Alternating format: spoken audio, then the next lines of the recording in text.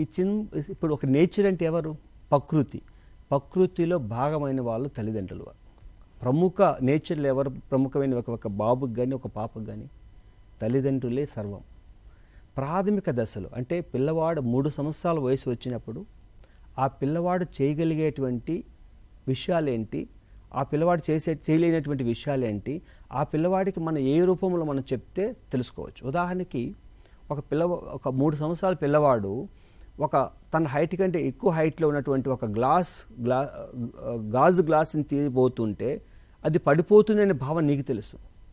కానీ ఆ పిల్లవాడికి ఏం తెలుసు? ఆ గ్లాసులో ఏముందో చూడాలని తన క్యూరియాసిటీ ఉంటుంది.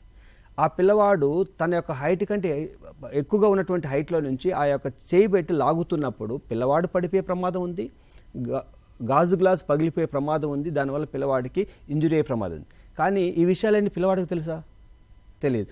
అదే సమయంలో తల్లిదండ్రులు తను చూస్తున్నప్పుడు తల్లిదండ్రులు ఏ విధంగా రియాక్ట్ అవుతారు అంటే తల్లిదండ్రులు ఇమ్మీడియట్గా గట్టిగా అరవడం, కోపగించుకోవడం, విమర్శించడం, అలా చేయకూడదని ఫిజికల్గా అబ్యూజ్ చేయడం చేస్తారు. ఇది కామన్గా జరుగుతున్నటువంటి మెజారిటీ.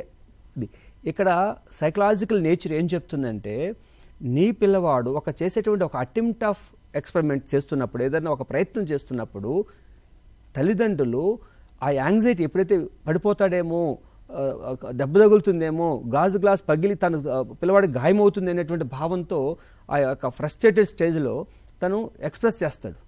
దాన్ని టేక్ ఎ బ్రీత్ అంటే ఒక పాస్ తీసుకోండి. అంటే మీకు ఆలోచనలు వస్తున్నాయి, అంటే కొలలు నెగిటివ్ థాట్స్ వస్తున్నాయి, మీ పిల్లవాడికి ఏమవుతుందని టేక్ ఎ పాస్ అంటే అప్పుడు రియాక్ట్ కావద్దు. అంటే తీసుకోండి, మూవ్ టువర్డ్స్ ద బేబీ దగ్గరికి వెళ్ళండి, హోల్డ్. మీరు అప్పుడు యాంగ్జైటీ నుంచి కూల్డ్ కాండి.